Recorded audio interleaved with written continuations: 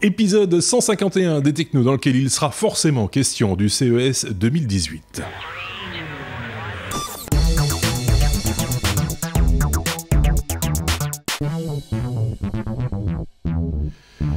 Pour cet épisode, on retrouve, ça va être facile une fois de plus pour moi, Sébastien, dit le frisé. Et ce Sébastien. Salut. Donc deux Sébastien, ça va être très facile pour moi. Heureusement, dans la conduite, ils ont quand même indiqué une lettre pour savoir lequel des Sébastien va parler, parce que là, j'aurais été bien embêté. C'était d'office Sébastien, mais je ne savais pas sur lequel miser. On va parler CES d'ici quelques instants, mais pas de tout le CES. On n'y est pas, de toute façon. Donc, vous en doutez, on a gardé que ce que on voulait, en gros, hein, ce que mes petits camarades avaient repéré dans les informations qu'on a pu obtenir sur cette édition du CES. On va parler crypto-monnaie également, vous en doutez, parce que Sébastien est là. Le frisé, et plein d'autres choses aussi. Mais avant tout cela, quelques messages à faire passer. Je tiens à vous rappeler qu'on a toujours notre sondage en cours. Si vous n'avez pas encore répondu à ce sondage, allez sur notre site lestechno.be/sondage, tout simplement. C'est dans le menu aussi, sondage. On mettra le lien également sous la vidéo dans YouTube. On vous pose quelques questions, ça prend même pas une minute pour y répondre, et nous, ça nous aide un petit peu à mieux vous cerner et à faire avancer notre petit podcast à nous. Deuxième chose, merci pour les pouces levés sur YouTube, merci également pour les quelques petites étoiles qu'on nous a données sur iTunes. Si vous passez par là, n'hésitez pas à nous noter, c'est un petit peu notre paiement à nous.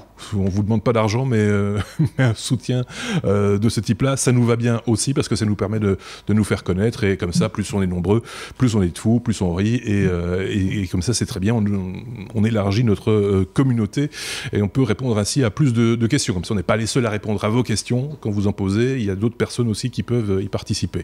Comme par exemple des chroniqueurs invités. On va en avoir quelques-uns durant cette saison. Le premier chroniqueur invité qu'on va vous proposer, ce sera ce lundi dans un hors-série consacré à l'iPhone et au Fairphone, le téléphone équitable dont on avait déjà parlé il y a quelques temps maintenant dans les technos. On va en reparler avec un chroniqueur invité que vous aurez l'occasion ainsi de découvrir également. C'est un ancien podcasteur qui lui-même était très, très versé sur la marque à la pomme et l'iPhone et tout ce qui a précédé l'iPhone, parce que c'était un vieux podcast qu'il proposait, ça s'appelait le Pommcast. Et bien pour l'occasion, il nous fait l'amitié de venir parler iPhone et Fairphone également. Vous aurez tout loisir de découvrir ça donc ce lundi. Voilà, j'ai fait mes petites annonces. Je ne sais pas si quelqu'un d'autre avait une annonce à faire passer, une bagnole à vendre, un canapé à refiler. Bientôt, peut-être. Et sinon, oui. Quand tu parlais du sondage, moi je trouve ça assez drôle parce que j'ai vu les réponses. Il y en a quelques-uns qui veulent me cloner. Oui. S'il vous plaît, non. Non. Ne le clonez pas. Non, c'est vrai qu'en plus vous avez l'opportunité de nous laisser une petite bafouille, hein, un petit commentaire qui est toujours le bienvenu. Et il y a quelques trucs rigolos dedans, il faut bien le reconnaître. Ouais. Et en tout cas, systématiquement, toujours des soutiens. Donc ça arrange bien des soutiens, envoyez-nous des soutiens. c'est pour ça que je le dis. Donc voilà, ça permet comme ça de mieux vous connaître également. Je referme cette page et on va directement entamer notre abécédaire. Non pas par la lettre A, non, pas par la lettre B, non, par la lettre C. C'est comme CES, la grand-messe technologique de ce début d'année. C'est à Las Vegas que ça se passe chaque mois de janvier, avec plein d'annonces. Des fois c'est sympa, des fois ça l'est moins. Cette année-ci, je sais pas si c'est un bon cru. On fera le bilan peut-être la semaine prochaine, ou on pourra déjà en dire quelques mots peut-être cette semaine. Quoi qu'il en soit, Sébastien, celui avec les cheveux, a retenu quelques informations et a vu quelques petites choses qui l'ont un petit peu amusé, titillé. Enfin, on va voir ça avec toi, Sébastien. Oui, ça commence avec la valise dont on parlait juste avant l'enregistrement, parce que c'est un des points qui, toi, t'avait fait marrer tellement c'était nul. Mais c'est pas que c'était nul, mais c'est rigolo quand tu regardes les médias traditionnels, quand ils parlent du CES, le premier truc qu'ils disent, ah tiens, il y a une valise qui se promène dans les couloirs et qui roule toute seule, etc., etc. Et je trouvais ça assez rigolo, parce que c'est quelque chose qu'on a déjà vu, enfin, dont on a déjà parlé dans les technos, et que toi-même t'avais, enfin, gardé dans ta mémoire un exemple de valise du même type, qui était une valise belge. Une valise belge. Et alors, on va vous mettre le lien évidemment sur le site. Franchement, c'est une vidéo collector. Il n'y a rien à dire de plus, c'est une vidéo collector. Vous devez la voir une fois dans votre vie. Mais c'était une valise belge qui roulait. Et donc, moi, je ne trouve qu'il n'y a pas d'innovation. Voilà, les Belges l'avaient fait, mais il y a plus de 20 ans. Hein, vu l'image, ça date des années 80, au moins dans mémoire. Ici, c'est une valise qui vous suit. À l'époque, le Belge, il s'asseyait dessus. Imaginez sans reconnaissance vocale, il parlait dans son micro pour aller à gauche, à droite. C'est juste collector. Maintenant, c'est probablement plus fonctionnel. J'espère que le Belge, à l'époque, a déposé son brevet. Mais voilà, donc on nous a encore copié. Oui, c'est ça. C'est comme la Lune, hein. C'est un Belge qui est allé le premier. C'était Tintin qui était le premier à aller sur la Lune. Donc la valise, c'est un petit peu la même chose. On mettra le lien effectivement sur lestechno.be, comme tous les liens d'ailleurs de toutes les informations dont on vous parle dans ce podcast, dans cette revue de presse. On vous met les liens vers les informations d'origine. C'est un truc que je tenais aussi à signaler. C'est très très difficile pour nous de réagir à une info qui n'est pas encore passée, parce que de temps en temps on nous fait des commentaires en disant « Oh mais vous n'avez pas parlé de ça ». Mais oui, mais on enregistrait par exemple la semaine passée le 4 et l'information dont vous nous parlez est sortie le 5. C'est impossible pour nous d'en parler. Donc, et ça ne réagit pas. C'est quand même pas normal. Bon, d'accord. Bon, on va faire des efforts, mais ça va être compliqué en même temps. Sébastien. Il faut embaucher un voyant, un médium, un truc. Oui, c'est ça. Quelqu'un qui ou une voyante, c'est mieux. Oui, c'est ça. Les sondages sont. Le sondage n'est pas équivoque. Il faut trouver une chroniqueuse ou une voyante. Voilà. On a déjà un voyeur. Merci. Un télévoyeur. Alors, Sébastien, allez, on est un tout petit peu sérieux. Cette année, le défi de ce CES semble être l'énergie. Ah oui, ça c'est la grosse loose du CES de cette année. Ça m'a fait poiler parce que effectivement, nous on en a parlé beaucoup ces derniers podcasts en disant mais comment on va faire tourner toutes ces voitures électriques. Et donc il y a on a parlé beaucoup voitures, tout ce qu'on voulait trucs autonomes au CES. Et la grosse loose du CES, c'est que le CES s'est retrouvé dans le noir. Et donc évidemment, la plupart des journalistes ont bien rigolé parce que voilà, c'est le grand salon technologique, la grand-messe américaine. Et le truc se retrouve dans le noir total, et pendant qu'ils sont dans le noir total, tout le monde est bloqué, plus personne ne sait rentrer, et tous les stands sont évidemment à l'arrêt. Donc voilà, c'est juste un petit clin d'œil sur le salon technologique. Ça nous est déjà arrivé en Belgique sur des salons où nous on était, et c'était aussi des salons digitaux, et qui duraient toute la journée, et tu restes tout l'après-midi dans le noir. Ça reste toujours des moments mémorables où tu dis, mais qu'est-ce qu'on fout là? Oui, c'est ça. Donc... L'invention, le disjoncteur, ça reste quand même un must. Voilà, donc... Qui c'est qui a mis trop de voitures sur la multiprise? Oui, c'est ça. J'imagine dans le parking des multiprises qui se suivent les unes les autres. Il y a un type qui la branche et poum, tout qui s'éteint. Finalement, c'est vrai, ça fait penser à... on se moque, mais c'est toujours embêtant. Et une panne est toujours possible. Mais quand même, ça fait du bien de rire un peu. Oui, surtout les pales électriques. En Belgique, ça nous arrive pour le moment, surtout chez notre opérateur national, dont on ne parlera pas. On l'a pas mis dans les news. C'est vrai. On pourrait en parler. Juste entre parenthèses, je ne sais pas si vous vous rappelez de la panne d'OVH, la panne des serveurs OVH, la fameuse panne de courant. On a eu la même chose avec notre principal opérateur télécom en Belgique, Proximus, où là c'était la télévision, l'internet et la téléphonie également qui a été en rate pendant quelques minutes, quelques heures même, peut-être pas à certains endroits. Ah oui, toute une soirée pour certains jusque le lendemain. Pour certains toute une soirée. Et donc voilà, c'est un petit peu la blague du moment, la blagounette du moment. Donc une panne de courant est toujours possible. En tout cas, c'est l'argument qui a été évoqué par l'opérateur en question. Fermons la parenthèse et poursuivons. C'est pour parler de SanDisk qui débarque au CES avec une clé USB d'1 Teraoctet. Voilà, là c'est déjà un peu plus sérieux comme sujet, hein, on se moquait du CES jusque-là. C'est pas non plus l'énorme révolution, on parle d'une clé USB, hein, c'est pas rocket science, mais les mecs ont quand même fait une clé de 1 Tera. C'est pas les premiers, hein, parce qu'il y a déjà Kingston qui avait du 1 et de 2 Tera, mais la clé de Kingston qui faisait 2 Tera, elle faisait 2 cm d'épaisseur. Donc faut pas déconner non plus. Ici c'est une clé USB-C qui a une taille classique et on est sur du 1 Tera. On n'est pas sur des trucs hyper rapides en lecture-écriture. Ça doit être du 130 en lecture, 50 en écriture. Mais on est vraiment sur du gros stockage et on n'a pas encore le prix. Et en même temps, ils ont aussi annoncé une nouvelle clé, les minuscules. Donc tu sais, toutes les clés qui sont à peine plus grandes que le connecteur. Oui, c'est ça. Mais des clés qui sont gênées par le connecteur. Voilà. Le connecteur est plus gros que la mémoire. De loin, et donc avec juste la petite LED en plus, et là ils ont quand même réussi à sortir une clé de cette taille-là qui fait 256 Go. Donc voilà, on continue quand même à pousser les limites de la science et du stockage dans les clés. Une clé d'1 Tera, je trouve que c'est quand même pas mal. À l'époque où nous, on avait eu nos premières clés qui faisaient à peine quelques mégas, et on était tout fou. C'est ça. Donc, enfin, ça nous ramène aussi à la disquette, hein, si on va par là, mais on va pas refaire tout le tour. J'ai l'impression que ça évolue moins vite maintenant qu'au début. Il y a un frein quelque part à un moment donné en termes de volume de stockage compact. Voilà.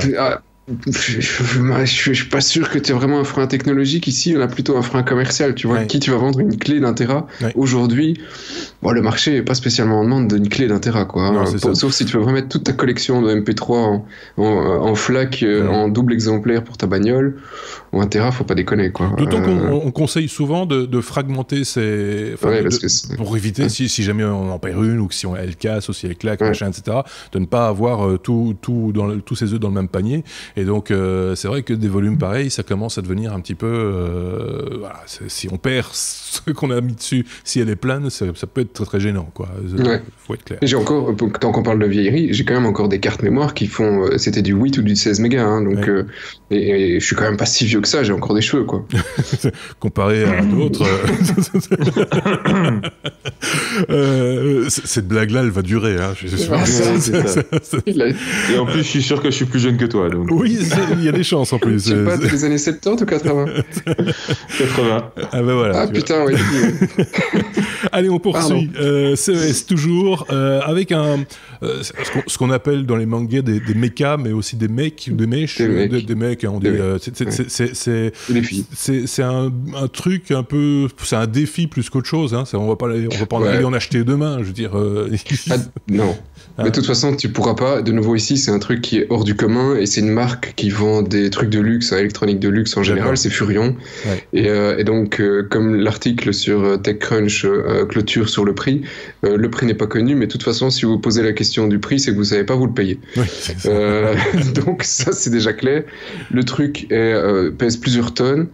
Il est énorme, et c'est donc un exoskeleton, un exosquelette, donc le mec, tu rentres à l'intérieur, et puis c'est pas un robot, hein, donc c'est vraiment contrôlé par un homme, ça n'a pas réellement de but, à part d'être juste une structure en acier énorme, et qui après va permettre à faire des courses, donc c'est plus pour le sport qu'autre chose.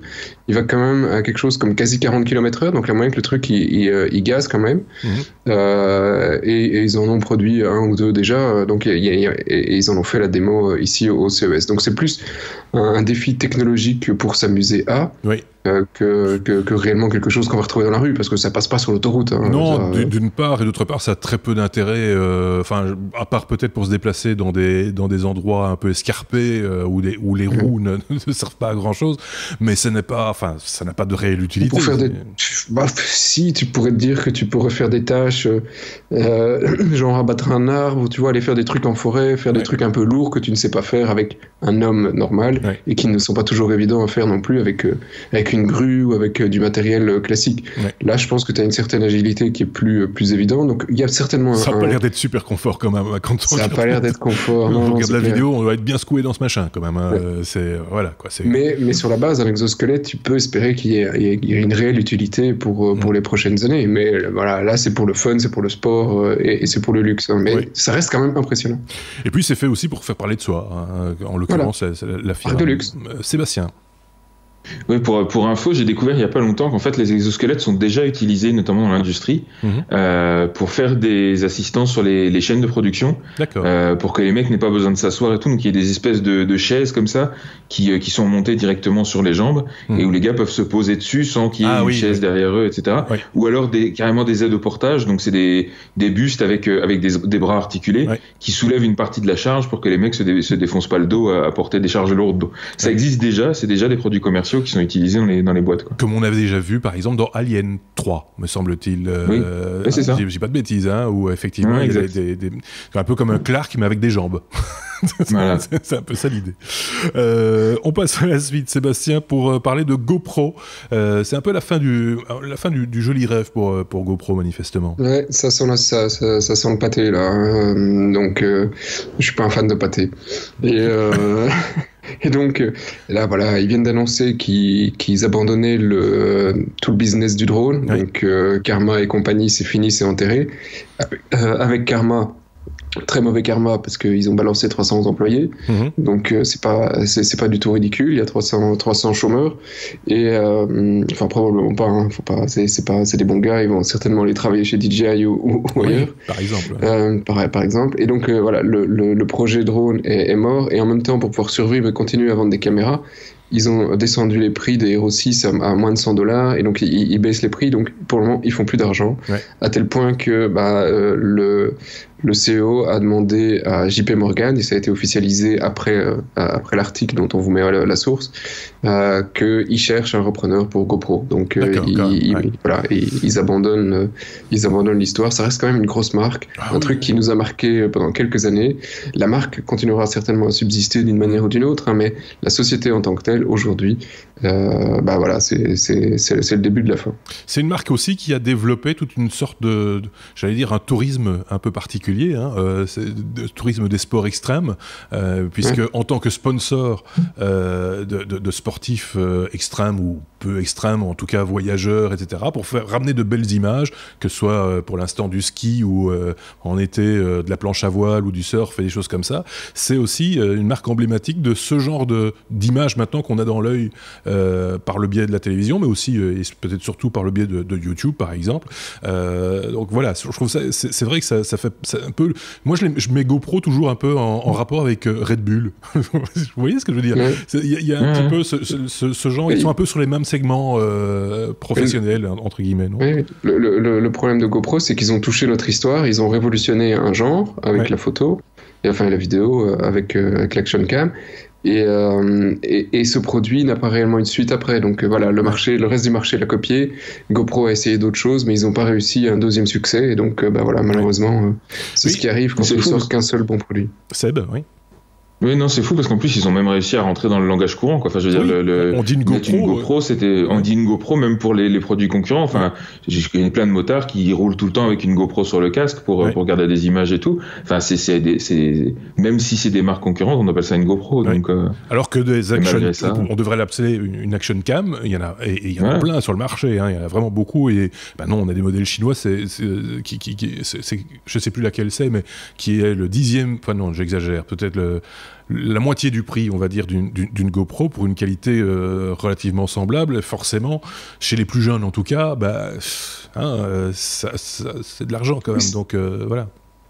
Oui, Seb. Oui, ça représente, pour eux, la marque ne représente plus une révolution, donc ils n'ont pas de raison d'aller acheter une GoPro. Non. De la même manière qu'ils vont acheter un iPhone en se disant c'est un téléphone qui vaut cher pour la marque. GoPro n'a plus ça, quoi. Est-ce qu'ils n'ont pas un peu loupé aussi le 360 degrés ?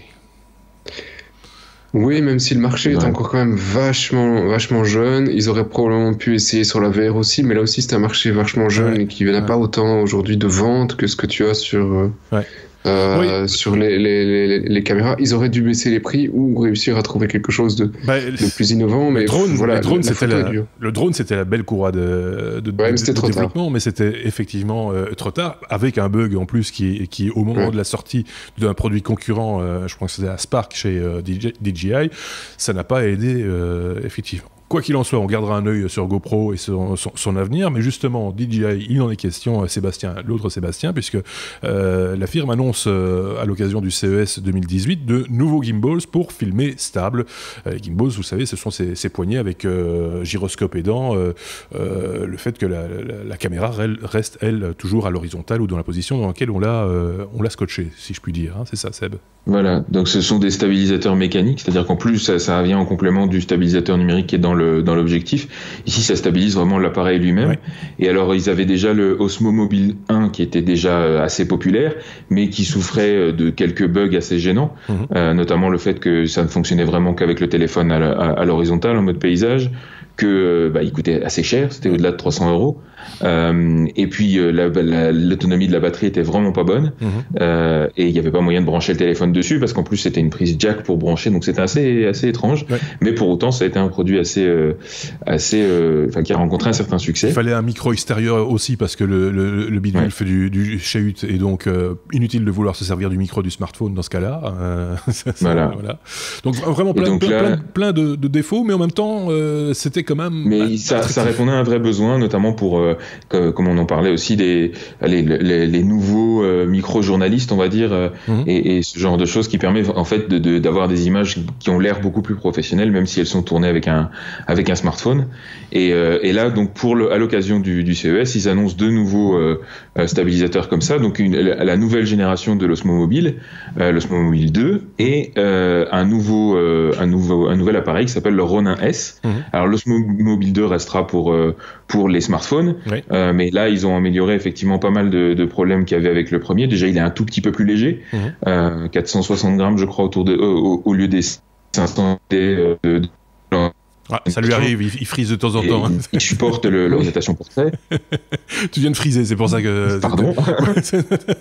J'adore. Excuse pas, c'est naturel. Je reprends l'air de rien. Donc, il supporte l'orientation portrait, l'autonomie est bien meilleure. Il peut même servir de batterie externe pour votre téléphone. Donc, aussi, vous pouvez brancher directement le téléphone dedans. 6 heures, il paraît qu'on peut tenir 6 heures avec son smartphone connecté et l'appareil fonctionnel, ce qui est vraiment très très bien pour ceux qui font, par exemple, des Facebook Live et des choses comme ça. Voilà, donc ils ont amélioré aussi le contrôle du zoom, il y a des fonctionnalités un peu plus intelligentes aussi pour faire par exemple des time-lapse, mais aussi des hyperlapse, c'est-à-dire des time-lapse en mouvement. C'est ça. Donc il y a plein de trucs sympathiques comme ça, de petits effets dessus, et accessoirement il fait moins de la moitié du prix. Oui, 149 € au prix de départ je crois, c'est ça. Voilà. 149 € au prix de départ, donc c'est quand même assez bluffant, donc ça va démocratiser encore plus ce truc-là. Alors précommande disponible à partir du 23 janvier, d'abord en exclusivité chez DJI et chez Apple. Apple a une petite exclusivité d'avance. Comme j'entendais quelqu'un le dire sur YouTube, à l'annonce, tout le monde est tout fou, mettez-moi 10, il n'y a aucun souci. Mais alors, si celui-là, le modèle original est à 149 €, 149 $, les copies chinoises... Ah oui, ça va être chaud. Ça va être chaud. Là, on parlait de la concurrence entre guillemets pour. Je pense clairement que c'est pour ça qu'ils ont dû baisser le prix, c'est que sinon ils devaient s'aligner. Après, ça reste de la mécanique assez complexe et tout, donc je suis pas sûr que, à mon avis, il va y avoir un prix plancher. Les Chinois vont pas pouvoir descendre à ce point-là, mais bon. Pour ceux qui s'attaquent à plus gros avec des appareils type DSLR ou micro 4 tiers, etc. Là, il y a quand même aussi une nouveauté, c'est le Ronin 2, 3, je sais plus combien. Ronin S. Voilà. C'est la première génération, donc c'est juste le Ronin S. Pourquoi S, je sais pas. Mais donc voilà, ça c'est vraiment adapté. Donc c'est le même principe, mais adapté au réflexe et au DSLR. Donc un truc un peu plus robuste, j'imagine, qui coûtera probablement un peu plus cher. On n'a pas encore les prix. La dispo c'est deuxième trimestre 2018, donc c'est pas pour tout de suite, mais ils ont déjà montré les prototypes. Et c'est vrai que ça a l'air assez intéressant. Et en plus, on pourra monter. Donc à la base, le modèle de base, ce sera avec une seule poignée. Maintenant, j'imagine que ça va être assez lourd à gérer en termes de confort, c'est pas top. En fait, l'idée, c'est il existe déjà des supports comme ça à 2 mains, mais justement, l'idée là, c'est de pouvoir le faire à une seule main. C'est vrai que certains appareils sont quand même, je pense à certains réflexes Canon par exemple, qui sont particulièrement mastoc. Il faut des biscottos, quoi.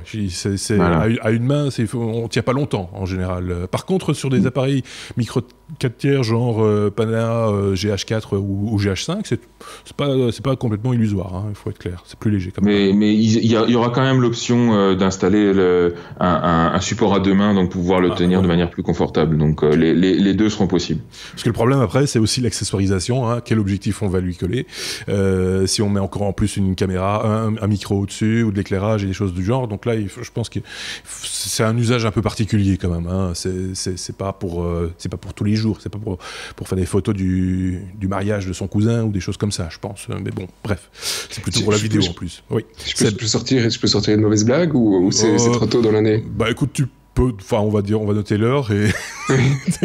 C'était juste pour dire, parce que tu disais, c'est dur, le poids des réflexes Canon à bout d'un bras, mais si vous n'avez pas l'habitude de porter plusieurs kilos à une main, enfin bon, on en parle après le podcast.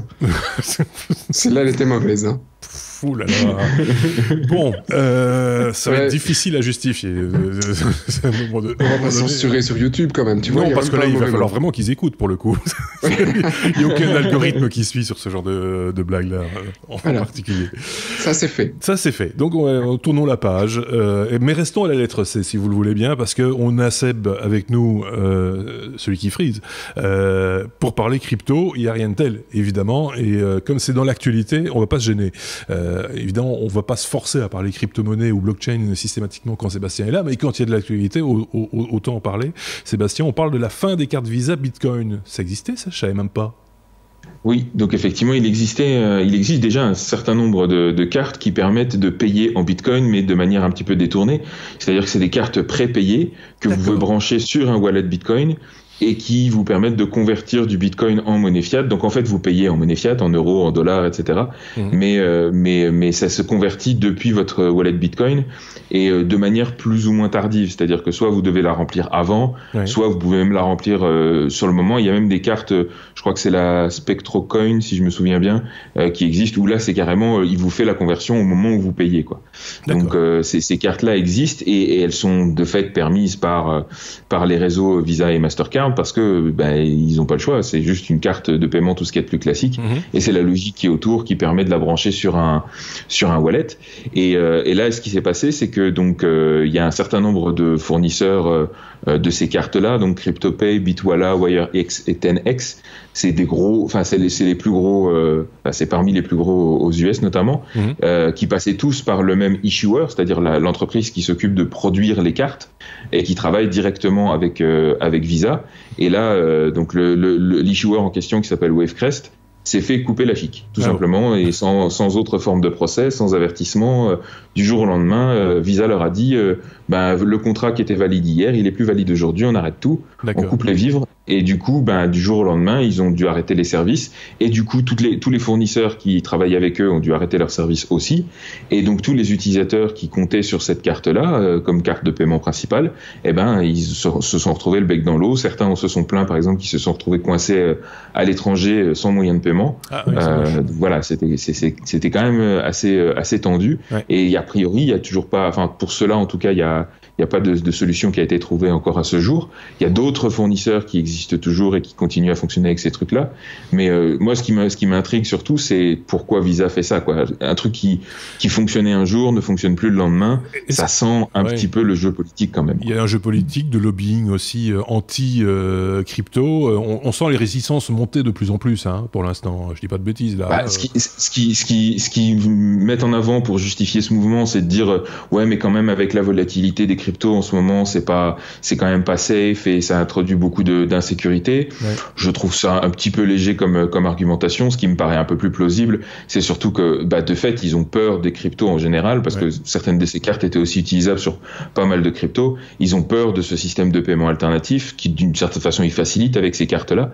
Et donc, pour moi, c'est une vaste entreprise de décrédibilisation et de sabotage de ces trucs-là qui leur font fondamentalement peur, quoi. Ouais. Parce que c'était une bonne solution, parce qu'on nous a posé les questions, hein, justement, dans les commentaires. C'est revenu une ou deux fois, quand même, fin de l'année dernière, où les gens disaient mais comment est-ce que ces bitcoins ou ces crypto-monnaies, est-ce qu'on peut s'en servir dans l'économie réelle? C'était un vecteur de communication idéal, quelque part, pour... t'as besoin d'un lave-vaisselle, tu vas acheter ton lave-vaisselle avec ta carte, c'est débité de ton compte bitcoin, voilà, ça reste de l'argent, quoi, je veux dire, c'est... Mais non.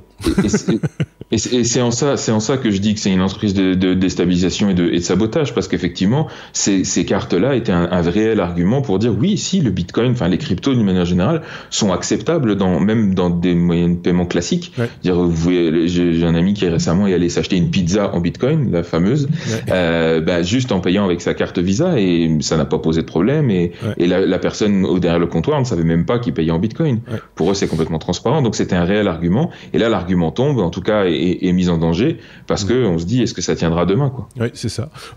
Ceci dit, on avait déjà parlé de Steam qui avait interdit, qui avait bloqué également les paiements en Bitcoin. Il y a eu d'autres exemples par la suite mais là dans le domaine du numérique, qui ont aussi fermé les robinets. Donc on sent des freins, on sent des réticences et ça va pas faciliter les choses pour tout le monde, on va dire. On reste avec toi, Sébastien, pour parler de Telegram, qui prévoit une énorme ICO, mais attention, il faut que tu nous réexpliques un petit peu le contexte aussi. Voilà, donc les ICO, ce sont ces fameuses Initial Coin Offerings, c'est-à-dire des campagnes de crowdfunding, de financement participatif qui utilisent la blockchain, donc qui fabriquent généralement ce qu'on appelle un token, c'est-à-dire une espèce d'action sur la blockchain, et elles vendent ces actions-là dans le projet, avant que le projet existe bien souvent, et lèvent des fonds par ce biais-là. Là, ici, on a affaire à quelque chose, à une autre famille d'ICO, puisque c'est pas un token sur une blockchain existante qui est créée, c'est vraiment une nouvelle blockchain à part entière. D'accord. Qui est proposée par donc Telegram, l'application de messagerie que tout le monde connaît, et qui est d'ailleurs utilisée par beaucoup de communautés autour des blockchains et de la crypto. Et eux proposent de lancer bientôt leur propre ICO autour de cette nouvelle blockchain pour un projet qui s'appelle le Telegram Open Network, le TON. Vous allez voir qu'il y a un petit thème autour du poids quelque part dans leur truc. Et la crypto-monnaie qu'ils vont créer avec ça va s'appeler le gramme. D'accord. La tonne, le gramme. Oh, c'est drôle. Il y aura des kilogrammes, des millions, des mégagrammes. Enfin voilà. Et donc voilà, ils veulent lancer ce truc-là. Alors forcément, tout le monde s'attend à ce qu'elle soit gigantesque parce que contrairement à beaucoup de projets, ici on a affaire à une société qui existe, qui est financée, qui a déjà un track record, donc qui a une certaine crédibilité. Et donc ça va un petit peu rassurer pas mal d'investisseurs.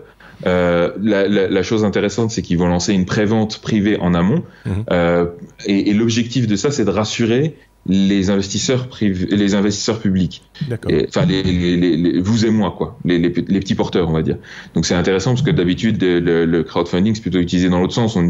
On utilise le financement par le grand public pour rassurer les investisseurs privés. Et là, c'est l'inverse. Donc voilà, ça montre un petit peu la joyeuseté du truc. Alors la raison pour laquelle je disais attention dans le titre, c'est que même si ça a l'air gros, ça a l'air alléchant, ça a l'air rassurant, etc., il y a un certain nombre de points de détail qui n'en sont pas quand on lit un petit peu ce qu'ils veulent faire.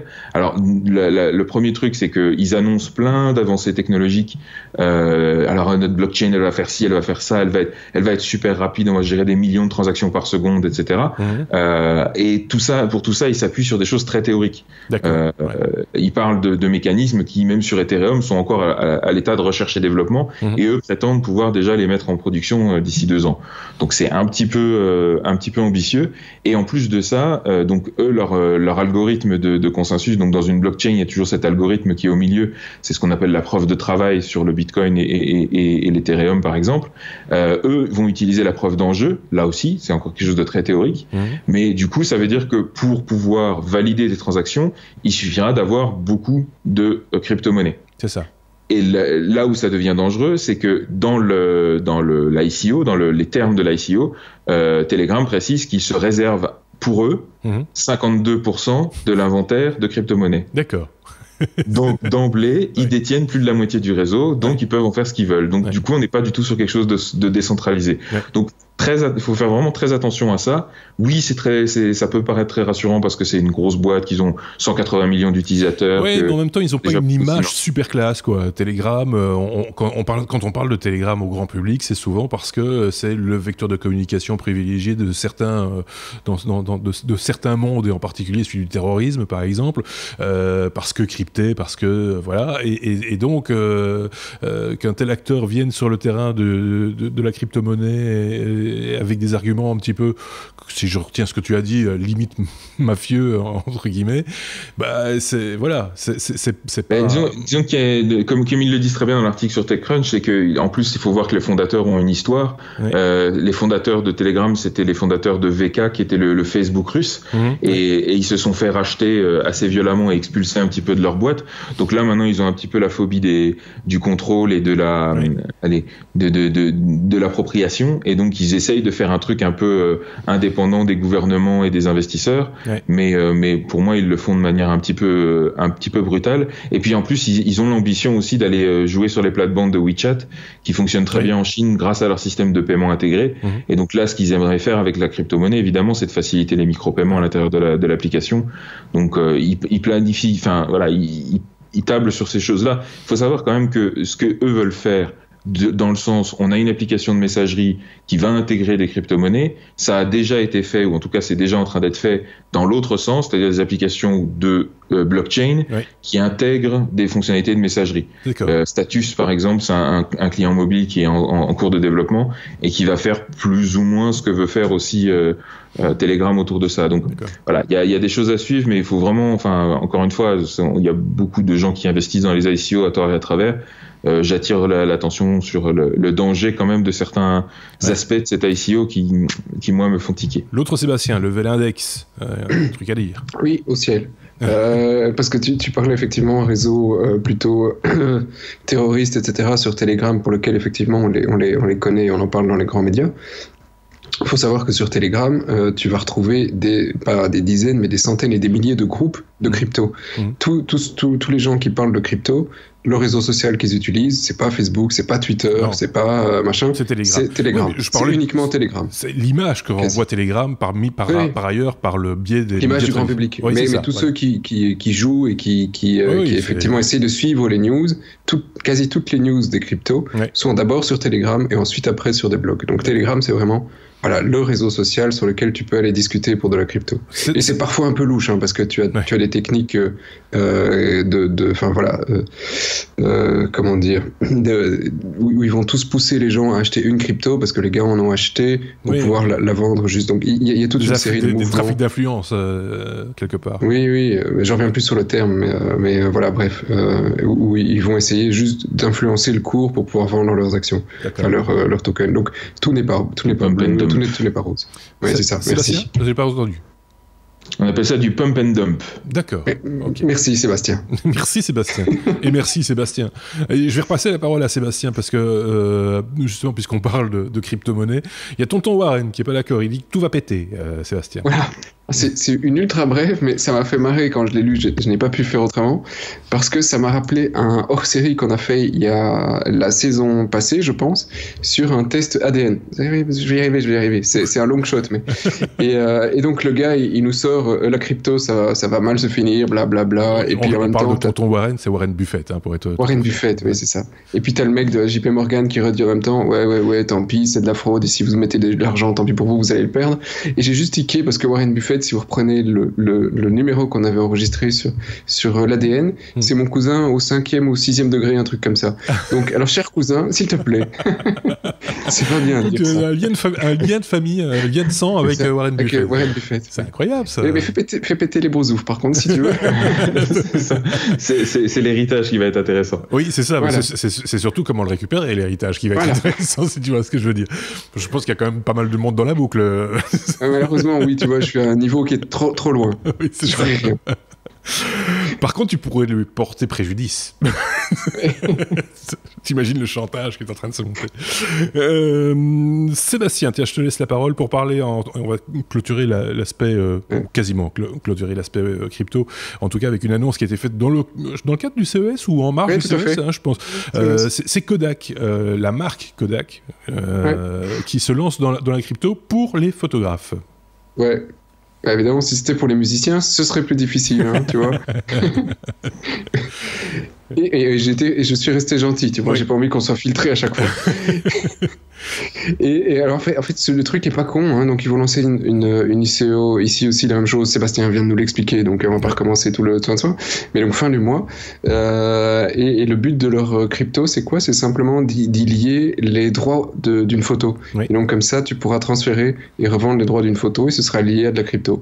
Le truc est pas couillon du tout, c'est une bonne idée, ça vient d'une marque qui a une expérience dans la photo, donc en plus tu vas avoir une certaine confiance des photographes vis-à-vis de Kodak, je suppose. Après, est-ce que ça va marcher?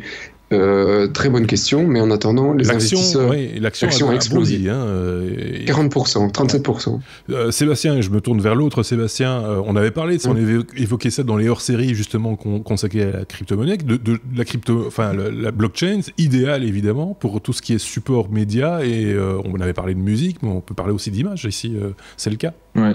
Sachant qu'il y a un truc assez particulier à propos des images, c'est que souvent quand les images sont réexploitées de manière détournée, etc., elles sont trafiquées, on met des filtres dessus, on les recadre, etc., on enlève les watermarks et tout. Et donc la vraie difficulté ici, sachant que les images seront jamais stockées dans une blockchain, c'est beaucoup trop gros. Ouais. Donc ce qu'on va essayer de stocker, c'est une représentation de l'image, mais une représentation fiable, entre guillemets, une identification de l'image. Et évidemment, il faut que cette identification-là, elle résiste à toutes les modifications qu'on peut apporter à une image. C'est-à-dire que nous, en tant qu'être humain, on est capable de dire tiens, telle image redimensionnée, recadrée, recompressée, c'est la même que telle autre, mais il faut qu'un ordinateur puisse les recoller avec le même identifiant. Et là, ils expliquent pas vraiment comment ils vont faire ça, donc il faudra voir s'ils arrivent à faire ce qu'on appelle du fingerprinting, comme on arrive à le faire sur les vidéos et sur l'audio, en prenant des échantillons, etc. Mais là, c'est moins sujet à modification que l'image. Donc j'attends de voir un petit peu la technique. Ouais, je te rassure, au niveau de l'image, ça existe, à tel point qu'il y a des boîtes qui utilisent certains algos pour surfer sur le web en permanence et aller chercher toutes les images, et ils ont, eux, des banques d'images de presse, et dès qu'ils trouvent une image qui ressemble, qui a été même copiée, recopiée, etc., balancent des mails automatiques et des demandes automatiques de « vous avez minimé une image, ça va vous coûter autant de brousouf ». Je pense qu'il y a quelques Belges bien connus déjà, même dans les blogs, qui se sont fait avoir avec des photos de l'atomium, parce que voilà, chez nous, même si c'est un symbole belge, une photo de l'atomium, ça ne peut pas être utilisé commercialement. C'est un long débat. C'est un long débat, je pense que ça a été annulé, cette notion-là. Sur l'atomium, je ne suis pas sûr. Je pense. Enfin, en tout cas, il y avait effectivement la question des droits à l'image quand on photographiait une œuvre, en l'occurrence l'œuvre d'un architecte. Et donc, ça posait problème. Je pense qu'il faudrait qu'on vérifie, mais on en reparlera sinon à l'occasion. Mais je pense que les gens ont été déboutés. Mais bon, je peux dire une bêtise. La SABAM, pour moi, la SABAM a les droits sur l'atomium et c'est eux qui les défendent. Mais bon, voilà. À vérifier. On confirmera, on en rediscutera. Voilà. Si vous le savez, si vous avez l'information, n'hésitez pas à rajouter ça en commentaire. On n'est pas supposé tout savoir non plus. Donc voilà. Ici, je trouve que Kodak, c'est vrai que parce que de Kodak ne reste que la marque, soyons clairs, mais très lié évidemment, intimement lié à la photographie. Je trouve que pour le coup, je pense, ça permettrait de faire remonter la marque Kodak dans le milieu de la photographie de manière plutôt intelligente, non Sébastien? Oui, non, mais je trouve ça une super idée. Et c'était à Kodak de le faire, ou à une autre marque de photo. Donc, franchement, non, c'est une super idée. Après, si ça marche, c'est un super coup pour Kodak. Ça aurait été un bon coup pour GoPro aussi, mais voilà, c'est Kodak. C'est vrai. GoPro prendra le prochain train. Ok, on en a fini avec la crypto, en tout cas pour l'instant. Quoique, la lettre E, c'est E comme Ethereum. Donc, on va encore en parler un tout petit peu quand même, Sébastien. La fondation Ethereum subventionne les recherches sur la scalabilité. Alors là, il va falloir expliquer un peu quand même. C'est ça. Alors j'ai séparé crypto et Ethereum parce que justement moi j'aime pas trop mélanger la partie purement crypto-monnaie de la partie blockchain, développement, etc. Donc effectivement pour moi c'est assez séparé. Alors faut voir que Ethereum, je réexplique un petit peu, c'est cette blockchain généraliste qui prétend, qui propose de construire une espèce d'ordinateur décentralisé, donc d'utiliser la puissance de calcul de tout un réseau pour faire tourner ce qu'on appelle des smart contracts, c'est-à-dire des programmes intelligents et qui conservent les propriétés de la blockchain, c'est-à-dire l'immutabilité, la fiabilité, etc. Et donc le gros défi d'Ethereum aujourd'hui, c'est la scalabilité, c'est-à-dire en gros sa vitesse et la capacité de charge qu'elle peut supporter. Faut voir qu'aujourd'hui Ethereum c'est à peu près 1 million de transactions par jour. Presque 1 million de transactions par jour. Ça peut paraître beaucoup comme ça, sauf que ça fait à peine un petit 10 transactions par seconde en moyenne. Oui. Si tout le monde s'y met bien, ça peut facilement être multiplié par 10, par 100, par 1000, quoi. Exactement. Et d'ailleurs, ça ne pourra pas être multiplié par autant, puisqu'à un moment donné, on arrive très vite à la saturation. C'est ce qui s'est passé il y a quelques semaines. Si vous vous souvenez, on avait abordé la news aussi dans les technos de CryptoKitties, cette application qui permettait d'élever des chats numériques sur la blockchain. Oui, je me rappelle. Voilà, ça a saturé complètement le réseau à cause de de ses limites en termes de vitesse. Et ces limites-là, elles sont intrinsèques, elles sont liées au fonctionnement de la blockchain. C'est-à-dire qu'aujourd'hui, en tout cas, les blockchains sont conçues de telle sorte que tous les nœuds du réseau doivent traiter et valider l'ensemble des transactions produites par tout le monde. Oui. Donc, il faut le temps que les transactions soient dispatchées dans le réseau et il faut le temps que chaque machine valide toutes les transactions. Donc, en fait, la capacité du réseau est limitée par la capacité de chaque nœud. Ce qui est un petit peu problématique et clairement limite l'utilisabilité du truc. Et donc, Vitalik Buterin, le créateur d'Ethereum, est tout à fait conscient de ça, comme beaucoup de gens dans la communauté. Et ça fait longtemps déjà qu'il travaille sur des solutions à ces problèmes-là.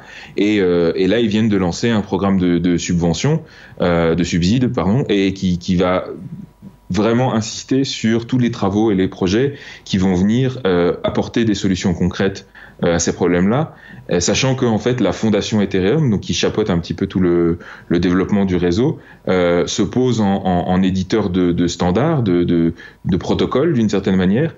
Il propose éventuellement des implémentations de référence, c'est-à-dire des premiers jets pour montrer comment ça pourrait marcher, mais ensuite ils encouragent d'autres équipes à développer d'autres implémentations, limite à ce qu'elles soient concurrentes de celles produites par la fondation Ethereum, et elles les financent même. Donc là, ils ont annoncé des programmes où ils vont permettre, que ce soit à des entreprises, des labos de recherche universitaires, ou même des équipes d'indépendants, de recevoir des subsides jusqu'à entre 50 000 et 1 million de dollars pour avancer sur ce genre de projet qui vise à augmenter la capacité du réseau.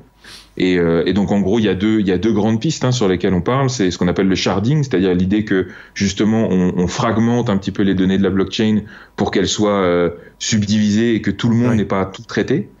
Et puis il y a ce qu'on appelle les protocoles de niveau 2, c'est-à-dire l'idée que la blockchain elle est là pour assurer la sécurité ultime, mais il y a tout un tas d'utilisations qu'on peut faire en dehors de la chaîne principale et revenir de temps en temps à la chaîne principale pour sécuriser un peu le bazar. D'accord. Donc il y a plein de projets de recherche autour de ça, mais voilà, c'est encore une fois une technologie qui est encore toute jeune, qui doit encore se développer et construire des couches d'abstraction par-dessus. Et c'est très bien que la fondation Ethereum participe au financement de tout ça, parce que ça contrebalance un petit peu toutes les ICO dont on a déjà parlé et qui sont des fois un petit peu foireuses et qui utilisent beaucoup d'énergie et de temps de cerveau de développeurs, alors qu'on en aurait bien besoin pour faire avancer la technologie sur ces plans-là. Oui, parce que ça, souvent, on l'oublie, c'est que derrière tout ça, il y a une technologie à développer, en développement, et que tout le reste, quelque part, on va dire, ça fera partie de l'histoire à un moment donné, mais c'est pas le but final, c'est un des buts, mais ce n'est pas le but, en l'occurrence. On en a fini. D'ailleurs, j'en profite juste pour, du coup, lancer un appel. Si parmi les auditeurs il y a des développeurs que ça intéresse, on a mis en lien l'article de Vitalik avec toute la procédure pour faire une demande de subside. Parfait. Ok, on met les liens toujours, comme on a l'habitude de le faire, dans lestechno.be. Sous chaque épisode, vous avez les titres qui ont été développés dans cette revue de presse avec les liens d'origine, de documentation vers les informations dont on parle. On est à la lettre F comme Facebook, Sébastien, voilà que je commence. J'ai deux Sébastien, j'arrive à me tromper. C'est quand même incroyable. Sébastien, on parle de Mark Zuckerberg, c'est pour ça le Mark Zuckerberg. Et là, oui, dis-moi. Non, et là, je suis désolé, on va revenir sur la crypto de nouveau. Il y avait 12 titres sous le... C'est une arnaque. C'est une arnaque. Merci, Sébastien. C'est une arnaque. On s'est fait eu. Voilà. C'est Mark Zuckerberg qui, pour 2018, quand même, mis sur la décentralisation. Bah oui. Voilà. Et donc depuis 2009, notre ami Mark Zuckerberg, donc le fondateur de Facebook, se lance des petits défis d'apprentissage chaque année. Donc il a appris le chinois, il a développé un Jarvis pour son appartement, enfin pour sa maison, pardon. Il a fait plein de choses comme ça. Et là cette année, il s'est dit quand même il y a pas mal de choses qui vont pas chez Facebook. On n'arrive pas à mettre en œuvre les règles qui permettent de protéger les gens contre les abus, contre le cyberharcèlement et tout ça. Donc il y a plein de choses qui vont pas. En plus, voilà, il y a eu l'affaire Trump et les influences des agences russes. Enfin voilà. Donc il y a eu pas mal de choses qui sont passées comme ça. Et lui, sa réaction. Voilà. Et pour lui, ce qui est intéressant, c'est que c'est quand même le fondateur de Facebook, l'entreprise la plus centralisée du monde. Oui. Donc il y a tout intérêt à mais quand même se permet Oui, tu peux remonter 10 mots en arrière, s'il te plaît. Voilà. Tu as été Donc crypté. c'est quand même le fondateur de... c'est ça, j'ai été crypté. C'est quand même le fondateur de la boîte la plus centralisée du monde, mais qui fait l'effort l'expérience de penser, de se dire et si toute cette tendance à la décentralisation qui tourne autour justement des crypto-monnaies et de la cryptographie en général ne pouvait pas nous aider à améliorer ce que fait Facebook et à le faire de manière différente, en sachant qu'il y a aussi des risques et des limitations et qu'il faut pas les cacher sous le tapis. Donc son expérience, son défi pour 2018, c'est effectivement d'explorer ces technologies liées à la décentralisation, parce qu'il dit finalement c'était un peu la promesse de l'internet et des technologies en général d'être une force de décentralisation, et beaucoup de gens ont perdu complètement cet espoir suite à Google, Facebook. Il le dit lui-même, hein, il l'admet complètement. Donc certains y voient une ironie assez forte, parce que quand même c'est un peu l'hôpital qui se fout de la charité. Mais d'un autre côté, voilà, moi je salue la prise de conscience et la lucidité. Et de communiquer dessus en plus, parce qu'il pourrait très bien le garder pour lui à un moment donné, dire tiens, c'est vrai qu'on aurait pu faire autrement, et là il le dit, on peut être meilleur, quoi. En gros, c'est ce qu'il dit. Hein. Voilà. Donc on peut le saluer. Ça, attendons de voir. Moi je le salue, et je sais qu'il y a beaucoup de crypto et je sais qu'il y a beaucoup de crypto enthousiastes et autres blockchainers qui regardent ça avec limite de la colère en disant mais qu'est-ce qui vient jouer sur nos plates-bandes, il a rien à faire là. Mais voilà, je pense que tous les acteurs sont les bienvenus. Oui, c'est ça. C'est un petit peu bon, voilà, commencer à jouer avec c'est mon précaré, c'est pas le sien, machin, etc. C'est quand même un petit peu malvenu aussi, hein, faut être clair. L, on est à la lettre L déjà. Oui, L comme... pas sorti, hein. Je vous le dis, c'était un piège. On va reparler du Ledger Nano S. C'est le wallet physique pour les crypto-monnaies. On y revient quand même quelques instants, Sébastien, parce qu'il y a eu des arnaques, justement, par rapport à ce petit accessoire dont on a fait un hors-série, d'ailleurs, rappelez-vous, avec Xavier. Voilà, c'est pour ça que je ne pouvais pas ne pas revenir dessus un petit peu pour faire un follow-up de ce qu'on avait fait comme hors-série. Ouais. Donc je rappelle, le Ledger Nano S, effectivement, c'est ce petit wallet hardware, c'est-à-dire que c'est une façon de stocker vos crypto-monnaies de manière complètement sécurisée, parce que les clés d'encryption restent coincées dans la clé et donc ne circulent pas en ligne, etc. Donc c'est quelque chose d'assez safe à la base, c'est prévu pour être très sécurisé, mais il y a des petits malins qui ont trouvé une faille dans le système. Et la faille, c'est quoi ? C'est que quand vous installez, si vous vous souvenez, on en avait parlé justement dans leur série, quand vous installez le Ledger Nano S la première fois, il vous donne une série de, je crois c'est 24 mots, que vous devez noter quelque part, parce qu'en fait c'est le mécanisme grâce auquel vous pouvez récupérer vos wallets si jamais vous perdez la clé. Donc vous devez écrire les mots quelque part sur un bout de papier que vous stockez à part dans un endroit sécurisé, et ça vous permet d'avoir un mécanisme de secours d'une certaine manière. Ouais. Et il faut savoir que ces mots-là, ils viennent de la puce, ils sont écrits dans le matériel de la clé Ledger Nano. Ouais. Et donc, quand vous déballez le matériel, vous allumez la clé et il vous affiche les mots. Et il y a des petits malins qui ont trouvé un truc, c'est qu'ils achètent des Ledger Nano, ils l'allument, ils notent les mots, et puis après ils fabriquent une espèce de carte avec les mots dessus, mais sous forme de carte à gratter, un peu, comme ça a l'air très sérieux, ça fait très professionnel, comme si ça venait de Ledger Nano, et ils revendent ça sur eBay ou sur Le Bon Coin. D'accord. Ah oui, forcément. Et donc, il y a quelqu'un qui a acheté un Ledger Nano par ce biais-là, qui a en toute confiance mis de l'argent dessus, beaucoup d'argent, et qui, en l'occurrence, il avait mis 25 000 livres, donc ça fait quand même une sacrée somme.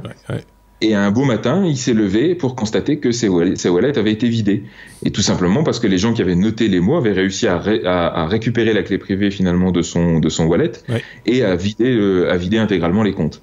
Donc méfiez-vous avec ces trucs-là. Si vous achetez le Ledger Nano, ce qui reste un très bon matériel, achetez-le directement à la source, jamais d'occasion sur les sites comme eBay, Le Bon Coin, Deuxième Main, tout ça. Achetez-le directement à la source, c'est très risqué sinon. C'est un petit peu comme quand on achète un nouveau barillet de serrure, tu vois, et qu'on te dit non, il n'y a pas de double, c'est livré avec juste une clé. Tu vois, et qu'en fait le mec il se garde la clé de son côté parce que comme ça il peut, voilà, c'est un petit peu le même principe, quoi. On se garde la clé le double entre guillemets sur le côté. Est-ce qu'on en a fini maintenant, Sébastien, avec toutes ces histoires, parce qu'on va se faire engueuler? Oui, non, oui, non, presque pas. Oui, presque, mais ce sera rigolo, donc on en reparlera un petit peu plus tard. On est à la lettre S comme Samsung. Sébastien, l'autre Sébastien, pour parler du Galaxy S9. On l'a annoncé à l'occasion du CES. Il sera annoncé à l'occasion du Mobile World Congress. Voilà, on peut passer à la lettre C comme sécurité. Il n'y a pas d'autres infos sur Ben non, pas grand-chose, mais tu sais que j'aime bien la marque. Et donc ici, ça fait quelques semaines qu'on en parle. Et ils ont officiellement annoncé qu'il sera vraiment présent au Mobile World Congress. Grosso modo, en dehors de ça, il y a plein de spéculations. Moi, j'ai une petite spéculation, mais apparemment, ça risque fort de se confirmer. C'est quelque chose qui est demandé à tous les fabricants, et en particulier à Apple depuis longtemps, parce qu'apparemment, ils sont capables de le faire. C'est que le Galaxy S9 sera de nouveau une petite radio FM. C'est-à-dire qu'il y a une antenne et il est fort possible qu'on puisse écouter encore la radio en FM. Pour les années qui restera de la FM. Pour ce qui restera de la FM, mais à mon avis, en Belgique et en France, on en a encore pour un bout de temps. Ne vous inquiétez pas, ne serait-ce que pour les radios locales. Hein. Donc voilà, ça c'est en tout cas ce qui se chuchote dans les travées du CES. Ça se chuchote. Comme une amélioration de l'appareil photo, comme une amélioration une copie du Face ID, comme du capteur d'empreinte, comme le fait qu'il y aurait toujours aussi un jack, comme etc.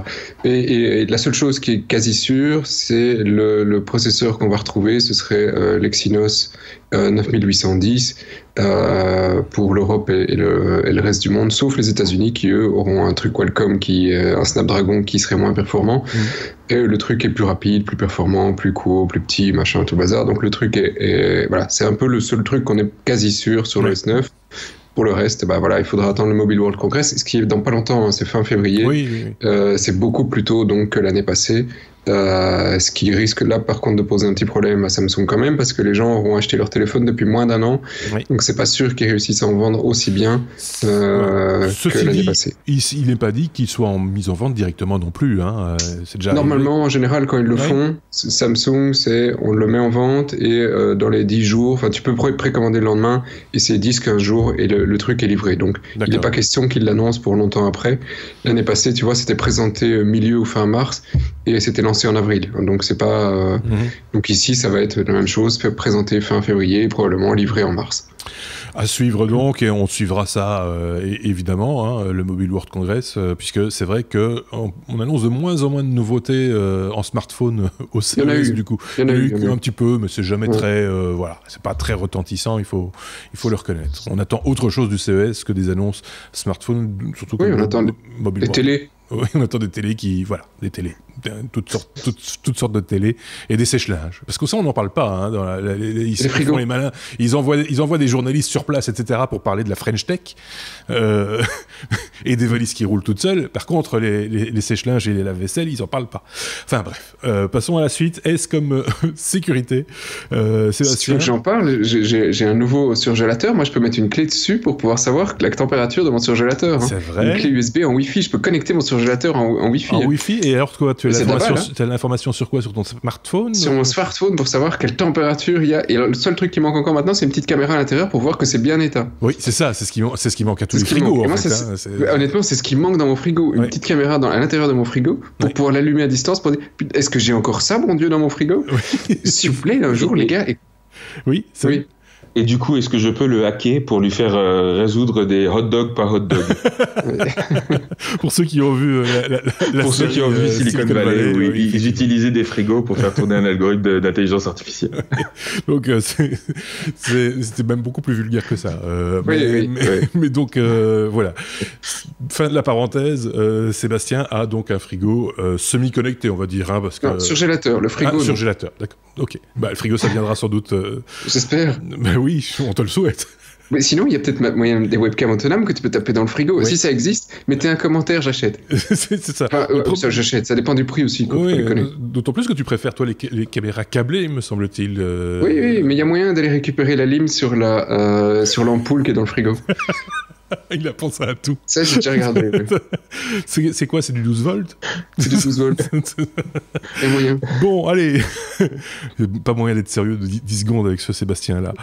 Sébastien, on parle de VTech en sécurité. Ouais. VTech, c'est le fabricant de jouets électroniques qui a été condamné pour des fuites. Je vais te laisser raconter l'histoire. Une fuite de sécurité, en l'occurrence. Et finalement, il y a condamnation. Il y a condamnation. Enfin, une fuite avec des produits pour enfants d'un autre côté. Pardon. C'est 2 sur 10, celle-là, elle est vraiment mauvaise. Oui. Il y a un temps de chauffe, c'est le début de l'année, il faut, voilà. En général, il est au point aux alentours de septembre-octobre, mais voilà. Là, c'est dur. Et donc, vous en souvenez pas, on vous en a parlé l'été dernier, en 2015. Je pense que c'est ça en plus. 2015. Ouais, un truc comme ça. Ouais. 2015, ouais, c'est ça. En 2015, ils se sont fait pirater et pas juste une ou deux données. 6,3 millions de comptes piratés avec des enfants, parce que c'est des produits pour enfants, c'est des tablettes, c'est des jeux intelligents avec les guillemets, ça dépend. Mais en général, c'est vrai que VTech fait des jeux qui sont quand même plutôt sympas pour les gosses. Bien pensés, ouais, on en a quelques-uns, c'est sympa. Et donc, dans ces enregistrements, on trouvait les conversations avec les parents, des photos des gosses, machin. Donc, il y avait la totale. Donc, c'était vraiment assez violent. Et donc, la FTC, le truc du commerce américain, vient 3 ans après, quasi, de les condamner pour cette faille. Et la condamnation est énorme, c'est-à-dire $650,000. Donc, chaque gosse vaut pour le FTC 9 cents. C'est pas mal. C'est pas mal, hein. 9 cents. Voilà. Je trouve ça juste très léger, quoi. C'est par rapport à... Parce qu'il y avait de tout. Et en plus, c'était assez particulier, parce que même les photos, apparemment, c'est pas eux qui avaient un service de cloud. Et, si, il y avait les photos. Et donc, les appareils photos de la marque ou les tablettes, toutes les photos des gamins et tout se retrouvaient là-dessus. Et c'était au vu, au su, finalement, de n'importe qui. Donc, voilà. Et honnêtement, pour les photos des gamins, pour avoir tapé des appareils photos dans les mains des gosses, si tu les éduques pas un tout petit peu, je t'assure que tu te retrouves avec des photos de n'importe quoi. Oui, donc, c'est ça. 9 cents pour avoir réussi à balancer 6 millions, plus de 6 millions de comptes de gosses dans la nature. Et pourtant, la condamnation dans les papiers de la FTC est quand même assez méchante, parce qu'ils disent qu'ils n'ont pas mis suffisamment de mesures en place pour des produits qui sont justement à destination des enfants. Oui. Mais ça reste 9 cents par enfant. Ah, ça se serait passé en Allemagne. Il aurait fallu broyer. Il pouvait broyer toute la production, ça c'est clair. Oui, on reste chez toi, c'est pour parler de Darty, tout à fait autre chose là pour le coup, qui est condamné à également une jolie somme en France, mais pourquoi? 100K, sans pépette. 100 000 euros. 100 000 euros. Okay. 100 000 euros pour Darty, c'est pas grand-chose. Non, enfin, c'est juste une... Oui. Mais c'est quand même pas mal quand même. Hein. Et donc en février 2017, l'année passée, la CNIL, donc l'équivalent en Belgique de commission de l'œil privé, je ne sais plus, commission nationale... Informatique et liberté. Informatique et liberté, voilà. Ouais. Merci. Alors, on va ensemble... Bref. Et donc... Et les gars, à un certain moment, ont été mis au courant qu'il y avait une petite faille sur le site de Darty pour le truc après-vente, et qui, quand tu allais sur le site, te permettait d'avoir toutes les infos à n'importe qui, en changeant simplement un petit truc dans l'URL ou une connerie. Enfin, tout était accessible pour le Kidam, d'avoir donc toutes les réclamations au service après-vente. Donc tu pouvais voir pourquoi, comment, qui, qu'est-ce, email, téléphone, blablabla. Et c'était accessible. Et donc la CNIL a gentiment, comme c'est son rôle, enfin pas son rôle à la base, mais quand elle a ce genre de truc, elle prévient quand même l'entreprise. Et Darty, non, finalement, moi je corrige pas tout de suite. Et donc la CNIL a dû redemander une deuxième fois à Darty, dites les gars, c'était 15 jours ou un mois après, vous allez quand même corriger à un moment votre truc. Et là, Darty l'a fait. Et donc, il a quand même fallu leur tirer l'oreille. Quoi. Comme la CNIL dit, on a dû le passer 2 fois, on vous balance en justice une petite amende et tout bazar. Ouais. Mais même tout ça, je trouve que 100K, c'est quand même pas cher payé. C'est pas cher payé pour avoir attendu 2 fois. Ouais. C'est quand même un peu léger. Sébastien. Oui, alors pour le coup, ça fait un peu mal au contrat de confiance. Hein. Voilà, c'est un petit peu leur argument de vente. Merci Sébastien. lui aussi. Et pour la petite remarque aussi, oui, c'est ça. Non, pour la petite remarque un peu contextuelle, la CNIL en France est justement réputée pour ça, c'est qu'ils ont zéro pouvoir. Et je pense que 100 000 €, ça doit pas être loin d'être le maximum qu'ils peuvent infliger comme amende. Donc c'est juste ridicule, effectivement. Ils devraient avoir des moyens de persuasion beaucoup plus forts, aussi, mais ça m'étonne pas. On a déjà eu l'occasion d'en parler ici, entre autres avec Marc, quand on parle des amendes, par exemple, que l'Europe met sur telle entreprise américaine, etc. C'est des chiffres qui sont balancés comme ça, mais est-ce qu'on voit arriver l'argent un jour? Et comment, sous quelle forme, etc. Les moyens de rétorsion sont quand même très limités et c'est de l'ordre du droit international la plupart du temps. Et donc ici, c'est un petit peu, là c'est national, c'est plus localisé, mais je pense que c'est un petit peu la même chose. Comme tu dis, s'ils n'ont pas les moyens de leur politique, c'est juste un peu bizarre d'exiger des amendes qui sont rikiki par rapport au chiffre d'affaires d'une boîte comme Darty. Mais heureusement, ou toute autre boîte d'ailleurs, on parle ici de Darty, mais ça pourrait être quelqu'un d'autre. Je veux dire, 100 000 €, c'est voilà. Oui, pour une double faute. Moi, ce qui me choque, pardon, Sébastien, c'est la double faute. C'est la double faute. Le fait qu'il fasse une faute, toute boîte peut faire une faute. Personne n'est infaillible. L'IT, c'est quand même vachement compliqué comme domaine. On peut tous se planter. Mais quand on soit obligé, quand on te prévient d'une faille d'une telle importance et que tu ne réagisses pas dans les 24 heures ou dans les heures même après l'avoir reçu, de mon point de vue, c'est inacceptable. Oui, c'est ça. Là, c'est très léger aussi comme manière de réagir. Tournons la page. Mais heureusement, il va y avoir le GDPR. Oui, 1er mai, ça va être l'enfer. On en reparlera à ce moment-là. Le bug de l'an 2000 de la vie privée. Oui, c'est ça. Voilà. Mais on en reparlera. On est à la lettre S toujours. S comme social, Sébastien. On va parler de Tinder qui se lance dans le pro avec Ripple. Oui, et ce n'est pas une crypto. Non, Sébastien, on se calme. On se calme. On respire. Non, il était déjà en train de frétiller, mais non. Ce n'est pas la crypto, c'est vraiment Ripple, le nom d'un produit. Et donc, en fait, ils sont pas trop cassés la tête. Ils ont décidé de reprendre plus ou moins le même concept que Tinder, de rhabiller un peu les gens, de leur mettre leur CV, et après, tu vas swiper à gauche ou à droite si tu as envie de le rencontrer. D'accord. Donc c'est un peu la mise en relation, mais ici c'est plus pour coucher, c'est pour travailler. C'est plus sur les plates-bandes, comme le dit le titre de l'article de LinkedIn. Donc, ils ont présenté, ils ont de nouveau présenté ça eux aussi au CES. Le truc est en bêta pour le moment aux États-Unis.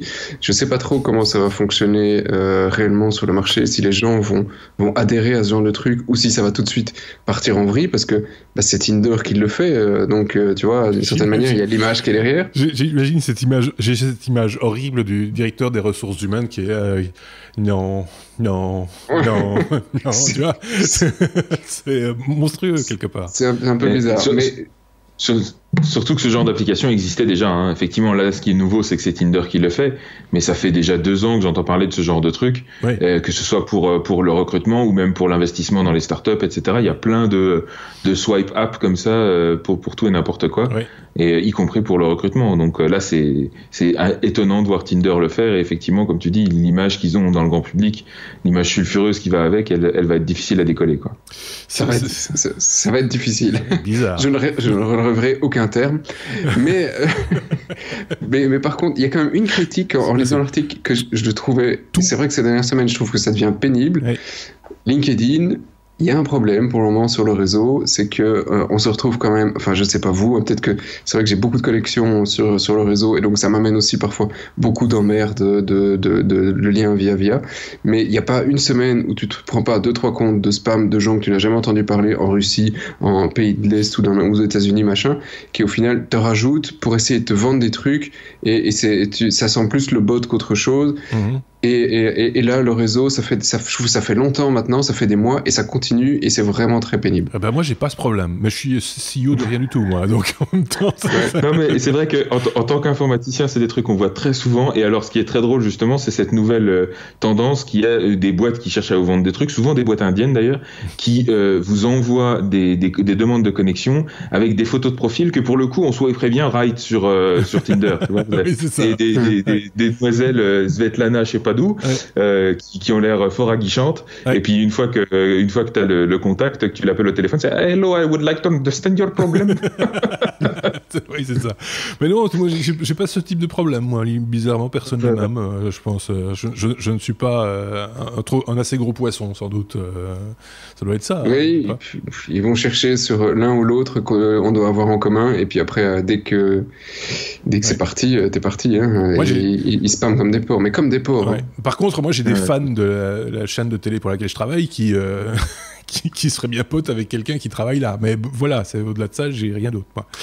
Bon, tu as beaucoup d'amis? Oui, du coup, oui. On peut se faire très vite des amis, des soi-disant amis, c'est clair. On était décidément des S, il y en a plein. Hein. Après Samsung Sécurité Sociale, SpaceX, et c'est un autre S qui répond, c'est Sébastien, pour parler justement de ce bug. C'est plus qu'un bug, on va dire ça comme ça.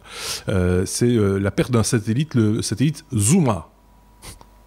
Alors c'est pas vraiment le satellite Zuma, en fait c'est très mystérieux cette mission, parce que donc c'est une mission qui a été envoyée par SpaceX dans la nuit du 7 au 8 janvier, et la mission s'appelait Zuma, mais et tout ce qu'on sait, c'est que le fabricant du satellite s'appelle Northrop Grumman, qui est une espèce de gros sous-contractant militaire. Par contre, on sait pas qui est le commanditaire, on ne sait pas à quoi sert le satellite, on ne sait pas qui en est le propriétaire, on ne sait pas ce que c'est censé faire. C'était vraiment complètement mystérieux. Et alors ils ont lancé ça en pleine nuit, c'était très drôle. Donc SpaceX fait toujours une couverture en live de leur lancement. Et là, c'était deux nuits noires à 2h du matin pour l'Europe. On voyait rien à l'image, mais même le premier étage, quand il s'est posé, la caméra, elle filmait du noir. On a juste vu les flammes à la fin quand elle a atterri, et c'est tout. Et on n'a rien vu du deuxième étage. On ne sait pas si ça a été déployé ou pas. Et en l'occurrence, la rumeur a commencé à courir dès le lendemain que, tiens, il est où le satellite qu'on a lancé hier? Où c'est qu'on l'a mis? Il s'est planté, quoi. Et donc, il y a des agences gouvernementales qui sont censées faire l'inventaire des satellites qui disent non, on n'a rien à ajouter à l'inventaire, mais enfin, on a lancé quelque chose hier quand même. Donc, il y a quand même des choses très curieuses qui se passent. Forcément, comme c'est hyper secret, c'est très probablement un satellite d'espionnage, on va dire les choses comme elles sont. Ça doit être la NSA ou une agence comme ça qui est derrière. Et il n'y a rien d'officiel et on sait absolument pas ce qui s'est passé. Et SpaceX décline toute responsabilité en disant que pour eux, tout s'est bien passé.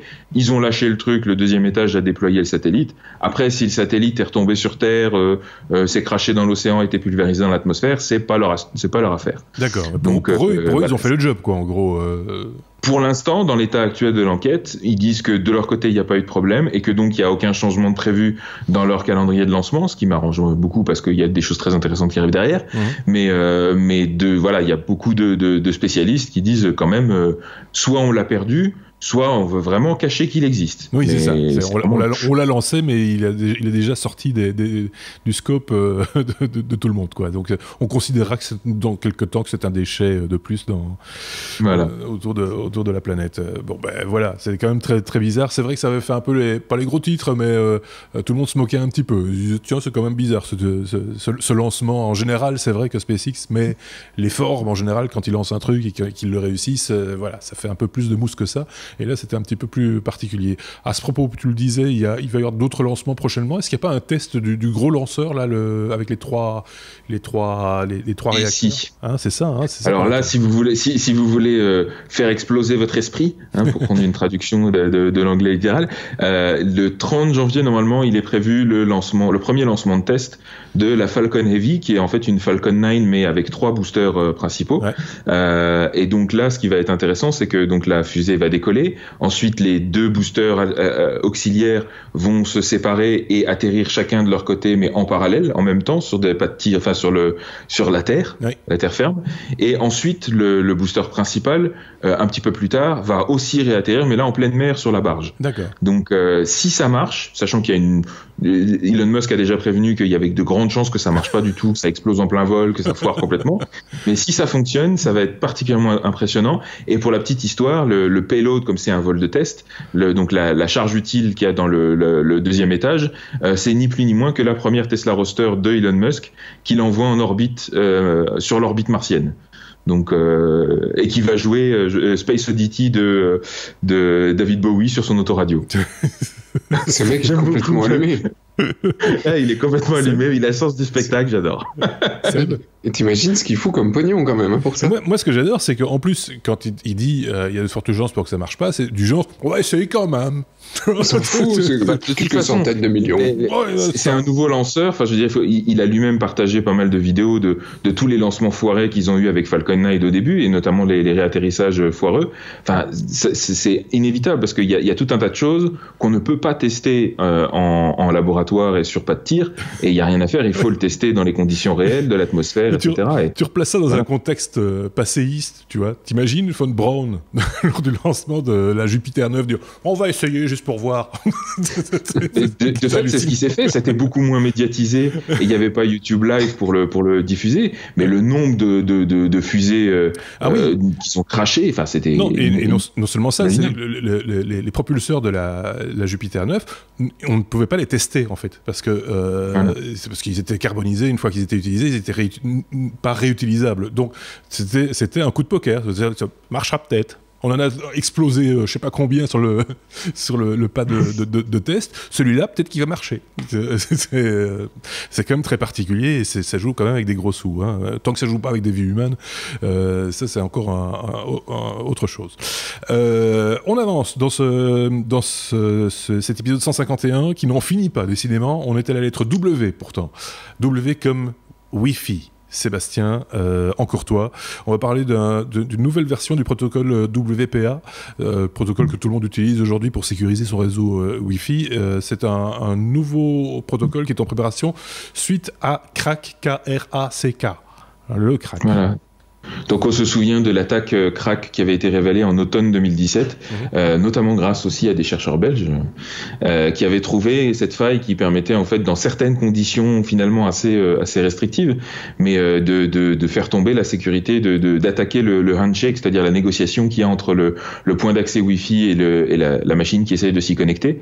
Et donc voilà, de fait le protocole WPA2, qui est celui qui est utilisé sur la plupart des machines aujourd'hui, est sérieusement affaibli. Alors il y a des patchs logiciels qui sont arrivés pour fixer le problème, mais la Wi-Fi Alliance, qui est un petit peu le comité qui s'occupe de ces standards-là, c'est quand même dépêché du coup de faire avancer le WPA3 qui était déjà en fabrication avant, mais là ils ont un petit peu poussé et ils ont présenté les premiers détails.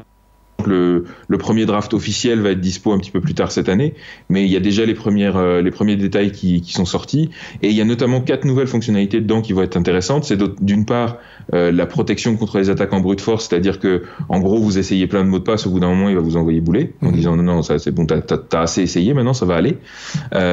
Et d'autre part, un truc qui est super intéressant je trouve pour l'IoT, c'est qu'aujourd'hui quand vous avez un device que vous voulez connecter à un réseau Wi-Fi, et ben en général il va créer, donc soit ça va se faire en Bluetooth, soit il va créer ce qu'on appelle un réseau ad hoc, donc un réseau Wi-Fi où il faudra se connecter au device en direct, et ensuite vous allez le configurer. C'est assez fastidieux en général.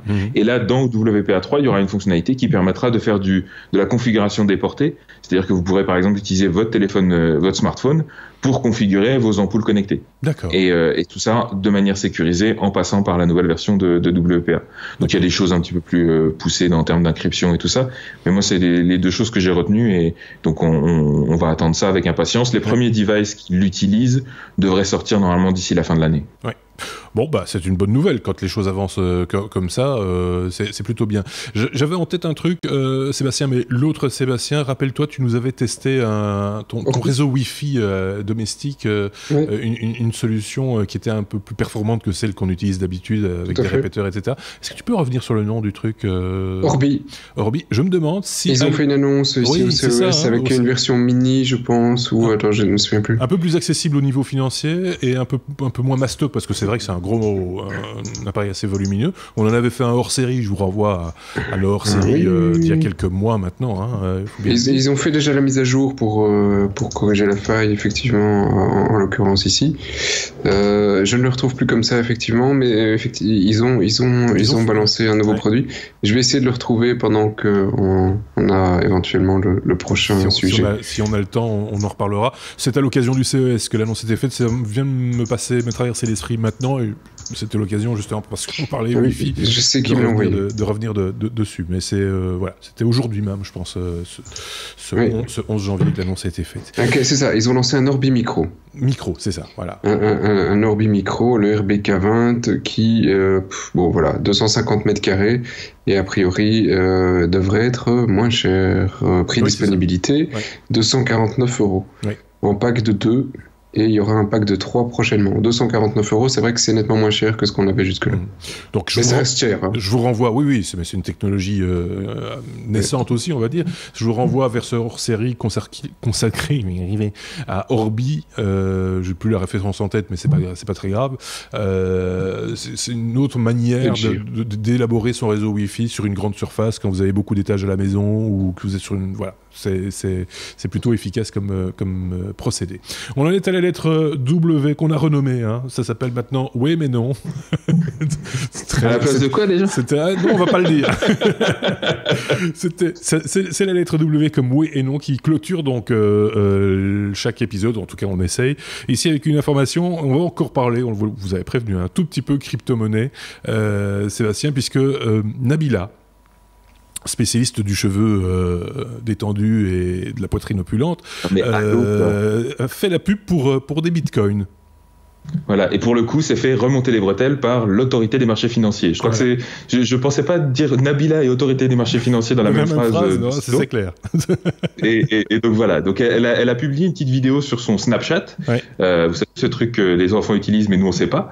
Où elle faisait la pub d'une plateforme, soi-disant fondée par des amis à elle, traduisez des gens qui l'ont payé très cher pour en parler, qui permet de faire du trading en Bitcoin. Et alors elle présente ça de façon très désinvolte en disant oui, alors il n'y a pas de risque, vous pouvez y aller les yeux fermés, c'est cette espèce de, vous savez, le Bitcoin, c'est cette espèce de monnaie du futur là, ce truc tout le monde parle. Enfin voilà, elle présente de façon un peu désinvolte et en l'occurrence elle encourage tous ses fans elle a quand même 2,7 millions d'abonnés sur Instagram, ça a une valeur marchande. Ça a une valeur marchande, c'est comme ça qu'ils font leur blé. Hein, exactement, c'est de ça qu'elle vit. Moi j'ai beaucoup apprécié l'échange qu'elle a eu, je pense que c'est avec Libé qui avait publié également un article, et Libé avait fait une faute d'orthographe, il avait marqué marché sans S financier, les marchés financiers, et elle avait dit oh là là, vous avez oublié un S, je suis choqué. Et ils ont répondu merci d'avoir corrigé, etc. Et je trouvais ça super mignon parce que c'est rigolo comme tout. Moi je la suspecte d'être beaucoup moins conne qu'elle ne le laisse paraître. Ah oui, c'est clair, je pense qu'elle est plutôt maligne, et voilà, moi